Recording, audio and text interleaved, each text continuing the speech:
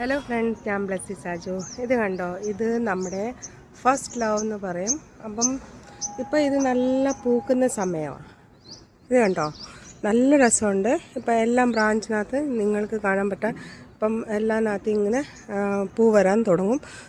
ഈ സമയത്ത് നല്ല പൂവാണ് വരുന്നത്. അപ്പം ഇതിൻ്റെ ടിപ്സ് ഇതാ. ഇത് നല്ലൊരു മരം പോലെ ആകുന്ന ഒരു പ്ലാന്റാണ് ഫ്രണ്ട്സ്.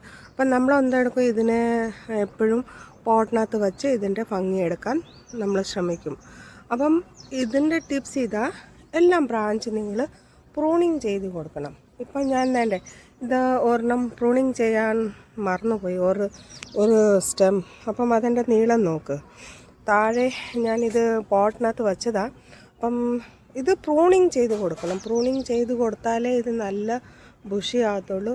പിന്നെ അതിനകത്ത് എല്ലാം നിങ്ങൾക്ക് ബഡ്സ് വരും. ഇപ്പം ഞാൻ ഒരെണ്ണം തണ്ടങ്ങ് വിട്ടുപോയായിരുന്നു, മറന്നുപോയായിരുന്നു.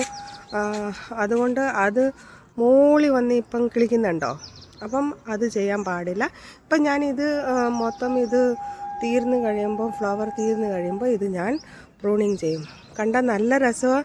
പിന്നെ നല്ല മണമുണ്ട് ഫ്രണ്ട്സ്.